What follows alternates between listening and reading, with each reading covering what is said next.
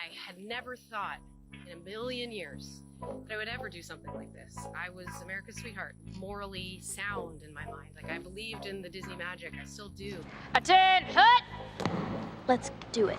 But Right? this character made me feel really ugly. Based on how you looked in Cadet Kelly specifically. To be honest, I don't even really know if we were ever really friends, but we were co-workers. So obviously I'm okay now, okay? I promise you I'm okay. She was the perfectionist big sister we all knew as Ren Stevens, the no-nonsense overachiever who kept her chaotic brother Louis in line on the even Stevens. She was also the voice of one of the coolest animated heroes of the 2000s, Kim Possible. But what happened to Christy Carlson Romano after Disney? Why did she step away from Hollywood, and how did she end up on YouTube sharing confessions about losing millions and struggling to find herself? This is the real story behind Disney's Golden Girl, from a small town Connecticut kid to child star, to vanishing from Hollywood, and finally to a woman reclaiming her life and voice in the most unexpected ways. Hey guys, I'm Kat, and welcome to my YouTube channel, where we will be doing deep dives. If you've been subscribed to me, then you'll see that we finally got a new microphone, so let me know what you guys think of the sound in the comments. Now, this is my third deep dive, and I really would appreciate all of your support, so if you like this video and this type of content, go ahead and give me a thumbs up. Now, let's be honest, I'll speak for myself when I say I wasn't really ever expecting Christy to be like the next breakout star or anything like that, but she hasn't really been talked about, and I am curious what happened to her, so let's dive on it. Dive on in! Christy Carlson Romano was born on March 20th, 1984 in Milford, Connecticut. She was the youngest of 4 children in a big, loving family. Christy's father was Anthony Romano, and her mother, Sharon Carlson, was a school principal. Unlike many Hollywood stars, Christy didn't come from a showbiz family. Her siblings lived normal lives outside the entertainment industry, and Christy was the only one interested in performing. It was Sharon, her mother, who noticed Christy's early love for singing and acting. Sharon became her biggest supporter, driving her for hours to New York City auditions and rehearsals, a sacrifice that would shape Christy's entire childhood. I got into acting when I was about 6.5, and I was found by this manager agent, and she was this super old from Queens, worked out of her basement, and she was just like, "Your daughter's gonna be a star." And so Christy attended public school in Milford, but as her passion for performing grew, she started splitting her time between school and the stage. By age 6, she was already performing in local theater production.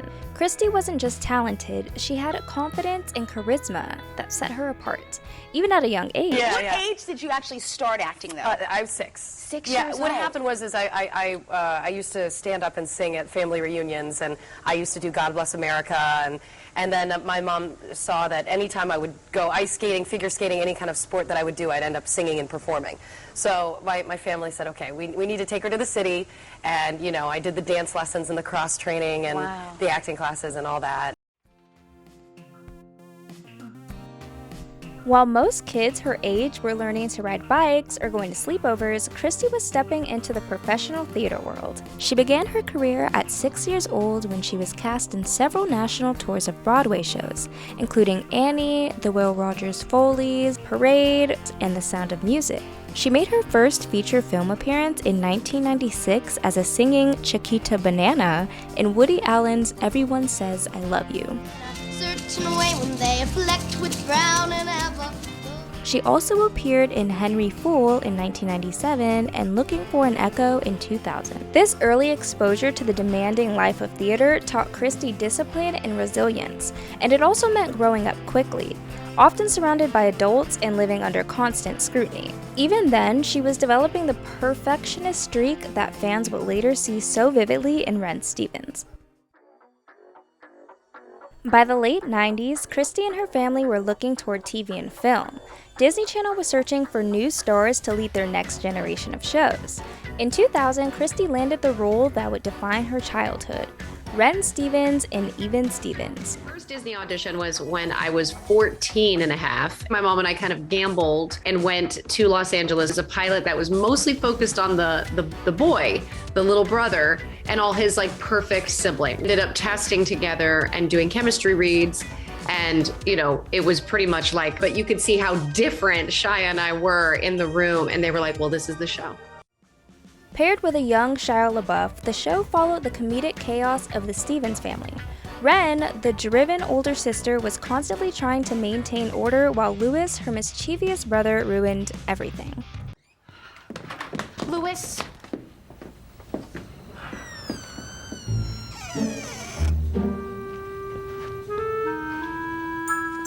What are you doing back there? Just hanging out. Ren was a character many young girls related to. Smart, ambitious, and secretly insecure about needing everything to be perfect.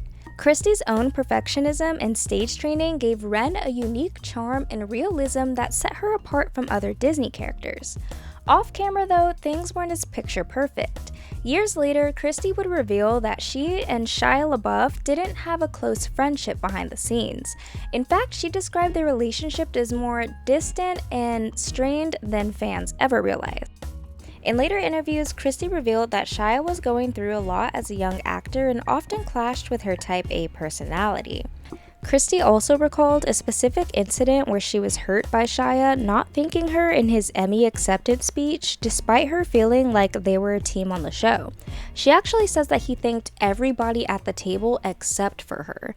Something that actually really hurt my feelings was when he won his Emmy Award and he was on the podium. I was sitting there with the rest of our team, and he thanked everybody at the table, but he didn't thank me. Despite that, their chemistry on screen was undeniable, and it's a big reason why the show resonated with audiences. The Even Stevens set had a unique family vibe. Christy has shared that it felt like a mini college campus, a tight-knit group where everyone knew each other's routines. While Even Stevens may have looked like a dream job from the outside, Christy has opened up about the more uncomfortable moments that came with growing up on set. In one instance, she recalled how her mom had to step in and shut down a shot where the crew was trying to do a close-up on her butt. And Christy was just a teenager at the time, and it was a jarring moment that reminded her, even back then, how early the industry starts placing value on appearance over everything else. She would attend school on set between takes, working with studio teachers to stay on track with her academics. Balancing school and shooting was intense. She once recalled waking up at 4 or 5 a.m. to be on set and studying in her trailer in between scenes. The fame came fast. Christy found herself on magazine covers, at fan events, and recognized everywhere she went. While she enjoyed the success, she also felt a constant pressure to be a perfect Disney girl, both on and off screen. Oh gosh, I want to be Miss Perfect since she is Miss Perfect, and I think over time that kind of messes with your head. In many ways, Even Stevens defined her teenage years. It taught her how to carry a show, how to handle intense schedules, and how to develop her craft. But it also set the stage for some of the personal struggles she would later face, including constantly being compared to other Disney stars and learning to navigate fame at such a young age. Christy also had a major what-if moment in her early career in 2001. She was set to audition for the lead role of Mia in The Princess Diaries. Shut up! And Christy believed that this could have been a true breakout moment on Disney.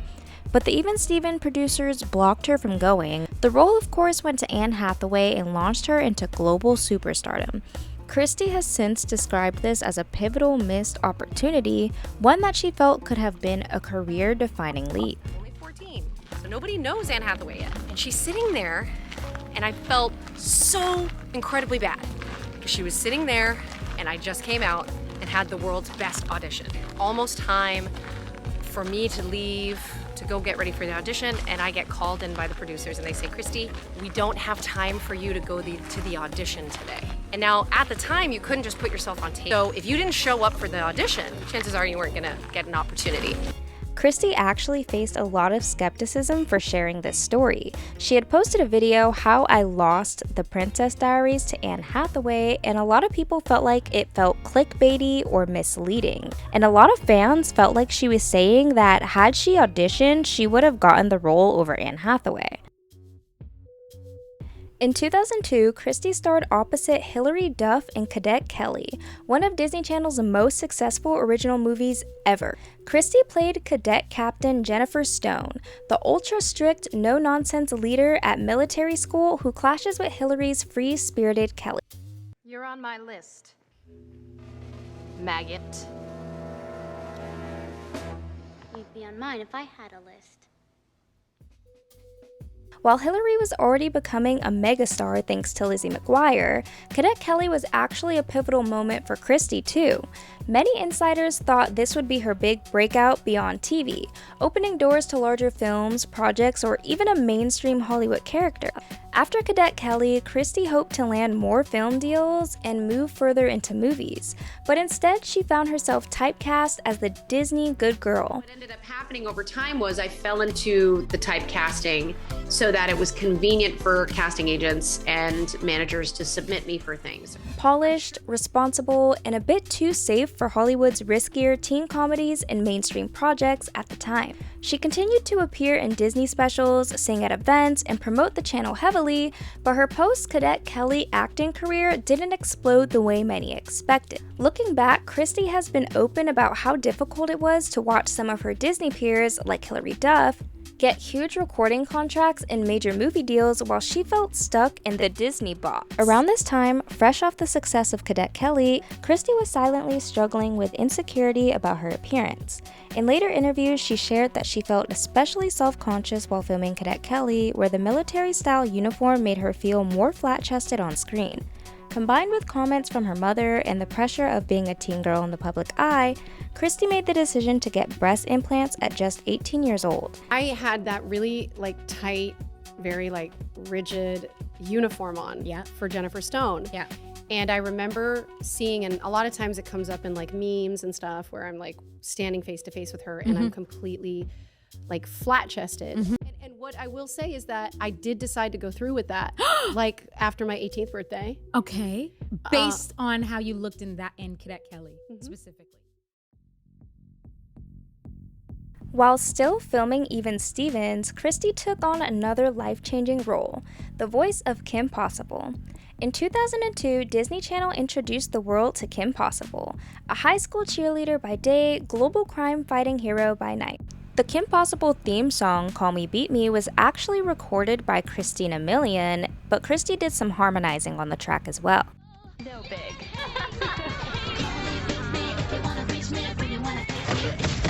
So, not the drama.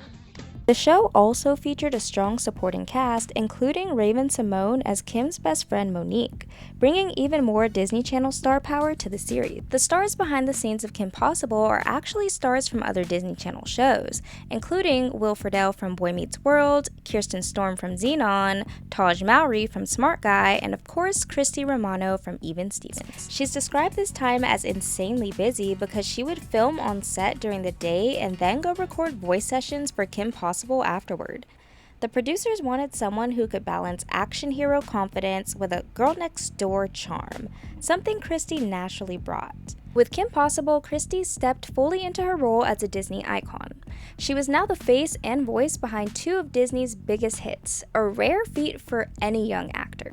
Kim Possible ran for 4 seasons and became a massive hit, inspiring merchandise, movies, and an international fan base. Christy graduated from high school in 2002, but instead of heading straight to college, she chose to keep working, finishing the show's final season and starring in the Even Stevens movie in 2003 before launching into new projects. While Kim Possible remains her most iconic voice role, Christy's voice acting didn't stop there.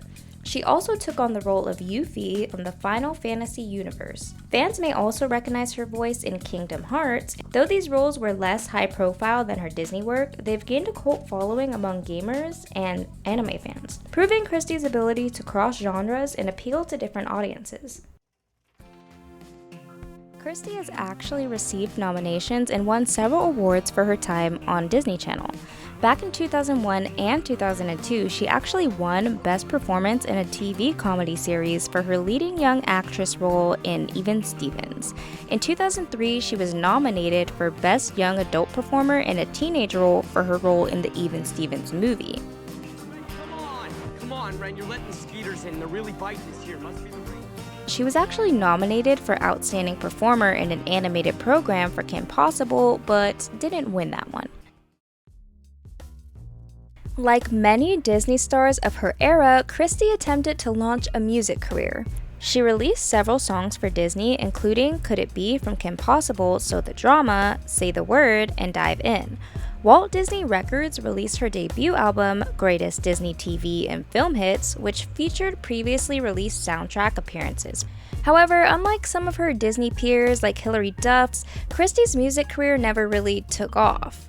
Her style leaned more Broadway and theatrical, and she struggled to fit into the mainstream pop market Disney was pushing at the time. Still, she continued to perform at live events, Disney parades, and TV specials, proving her commitment to music as part of her creative identity. After Even Stevens ended, Christy decided to return to her first love, the stage. In 2004, she made her Broadway debut as Belle in Beauty and the Beast, becoming the youngest actress ever to play the role on Broadway at the time. For Christy, playing Belle was a dream come true. She got to sing live every night and reconnect with the theater roots that had shaped her childhood. Despite the excitement, she later described this time as emotionally complicated. After years of playing Disney characters who were expected to be flawless role models, she struggled with her identity offstage. Who was she without the costumes, scripts, and cameras? The transition from beloved Disney star to adult actress was not as easy or glamorous as many imagined. And I just want to clarify, Christy actually enrolled and began her freshman year in college after Even Stevens ended. But 3 semesters into her studies at Barnard College, Disney offered her the role of Belle in its Broadway production of Beauty and the Beast. But after 8 grueling months of 8 shows a week, Disney dropped her as quickly as she had dropped her college career. She said she felt like she wasn't castable for Disney anymore once she turned 19. She says it was painful, and when you're a kid, you actually think you're a part of this family and then wonder, why aren't they hiring me anymore? Christy was actually offered a record deal with Atlantic Records following her Broadway run in Beauty and the Beast. However, the deal ultimately fell through because the record executive who signed her, Jason Flom, was fired before she released her first album, and the deal was reportedly not honored. Christy set her sights on breaking out of the Disney mold, but even as she took on new projects, she was still very much connected to Disney, continuing to voice Kim Possible up until 2007, including the final season and the second movie Kim Possible, So the Drama. In 2005, she starred in Campus Confidential, playing a student journalist determined to uncover her high school's social hierarchies. Training facility, my ass. They turned our office into a day spa. That same year, she landed a major lead role in the cutting-edge Going for the Gold, where she played an Olympic figure skater, Jackie Dorsey, a big non-Disney move that gained a cult following among sports movie fans. She briefly reprised Jackie in the sequel The Cutting Edge, Chasing the Dream, this time appearing as a mentor figure. She kept busy with indie projects and, in 2007, starred in Taking 5, which was a teen comedy about 2 girls who accidentally kidnap a boy band. Feeling burnt out and eager for a sense of normalcy, she decided to re-enroll at Barnard College, part of Columbia University, to study film. Though she began her college journey that year, she balanced her coursework with ongoing acting and voice work. For the first time in years, Christy tried to experience life as a regular young adult, going to classes, writing essays, walking through campus in sweats instead of costume. But the adjustment was far from simple. While her classmates worried about exams or social life, Christy carried the weight of her public past. She often felt like an outsider, a former Disney star trying to blend in among students who only knew her as Ren Stevens or Kim Possible. She has since admitted she struggled with imposter syndrome and a profound sense of identity loss. She described feeling like she didn't belong in Hollywood, but also didn't fit in at college. She was stuck between 2 worlds, unsure of where she truly belonged. It didn't help that she was dealing with another harsh reality behind the scenes. She was losing all of her money. Despite earning millions from Disney shows, voice work, concerts, and Broadway, Christy later revealed that by her mid-20s, she was virtually broke. She made poor financial decisions, trusted the wrong people, and simply didn't have the guidance or knowledge to protect her earnings. In her YouTube confessions years later, she said she blew through her Disney money, spending impulsively and investing in projects that didn't really pan out. She described her financial downfall as both humiliating and terrifying, adding to her feelings of hopelessness.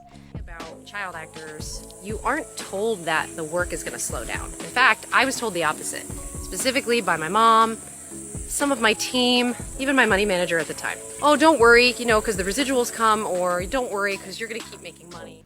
Still searching for roles that would help shed her Disney image or boost her fame to heights as before, Christy took a bold turn in 2010 with the horror sequel Mirrors 2. The film marked one of her most adult roles to date, including a scene that required full nudity, a decision that would later spark reflection in interviews about how far she felt she had to go to be seen as anything but a child star. Looking back, Christy has admitted that she did the nude scene because she was chasing the same feeling she had when she was making all of that money on Kim Possible and Even Stevens. When those numbers started to go down, I felt like I needed to just perform. And then the joy of performing got taken because all I wanted to do was make more money. Hello, I like money.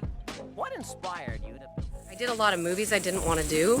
There was a specific movie I actually did that I'm not proud of. And then I felt so exploited and marked and... During this time, she also faced deep struggles with her mental health. She described battling depression, anxiety, and episodes of alcohol misuse, all stemming from the pressure of her past and the uncertainty of her future. At her lowest, she felt completely disconnected from her confident, driven performer she once was. She felt like she had no identity beyond what Disney and Hollywood had crafted for her. She's also admitted that, for a while, she didn't watch any of Shia LaBeouf's movies after his rise to fame, partly out of saltiness, and felt like he had gotten a better agent or a better manager. Sometime around 2011, while attending Columbia University, Christy met Brendan Rooney in a screenwriting class. The two connected instantly, and what started as a classroom collaboration soon turned into a lasting partnership. Even as Christy explored college and new opportunities after Disney, she never completely left acting behind. In 2014, while she was attending Barnard College in New York, she starred in the Lifetime thriller Deadly Daycare. She balanced filming and finishing her studies, showing her dedication to both her education and her craft. In 2015, she finally graduated from Barnard with a degree in film studies, which was a huge milestone after years of working on and off. Soon after graduating, she put her new degree to use by writing and directing the holiday film Christmas All Over Again, which premiered in 2016. It marked her first big step behind the camera and proved her desire to grow beyond her Disney roots. Later that same year, Christy entered a new role off-screen, becoming a mother. Her and her husband Brendan welcomed their first daughter Isabella in December 2016. Even during her pregnancy, Christy remained active in the industry, making appearances at premieres and continuing to balance her career with the transition into motherhood. In 2018, Christy returned to the world of Kim Possible, this time in a new way, filming a cameo as pop star Poppy Blue for the live-action Disney Channel original movie. Though the film didn't premiere until early 2019, Christy actually shot her scenes in the summer of 2018. Between 2018 and 2020, Christy returned to Disney in a new way, voicing the character Trina in Big Hero 6, the series. This marked her first major Disney project since Kim Possible and introduced her to a whole new generation of Disney fans. In 2019, Christy starred in the suspense drama Dream Killer, playing Grace Rodson, the estranged mother desperately trying to prove her daughter's innocence after being falsely accused of murder. It was a tough, emotionally charged role that showcased her range beyond Disney, and a noteworthy comeback in the indie thriller space. Also in 2019, Christy welcomed her second daughter, Sophia, expanding her growing family and stepping further into life away from the spotlight. In 2020, Christy made a big lifestyle change by moving to Austin, Texas. She described the city as inspiring, creative, and more balanced for her family life. Around this time, she also began experimenting with YouTube. One of her first projects was a nostalgic cooking series called Christy's Kitchen Throwback, where she invited fellow former Disney stars and child actors to cook while reminiscing about their past. And while it was short-lived, it helped her reconnect with her fans and bridge her transition into a more vulnerable, open style of content. In 2021, she launched her Vulnerable podcast, where she interviews fellow child stars and creators. The show quickly gained attention for its honest and emotional conversations.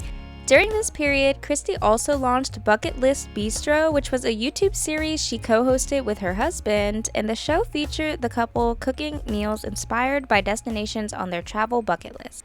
But in 2022, Christy faced backlash after tensions arose with Zoe 101 actress and survivors advocate Alexa Nicholas. Alexa had appeared on Christy's podcast Vulnerable for an emotional interview that was quickly taken down following a public disagreement over boundaries and allegations involving other public figures. The video was actually later re-uploaded by a different YouTube channel, and Alexa later posted a video accusing Christy of manipulating the podcast space to gain views. In 2023, she co-founded Podco, a podcast network focused on nostalgic rewatch shows hosted by former Disney and Nickelodeon stars. She continued her flagship show, Vulnerable. Episodes with guests like Mara Wilson and Madison De La Garza are among her most popular, with the Mara Wilson episode praised for its raw, emotional honesty. Then, in late 2024, Christy pushed herself even further by competing on Special Forces, World's Toughest Test, a reality series that put celebrities through intense military-style challenges.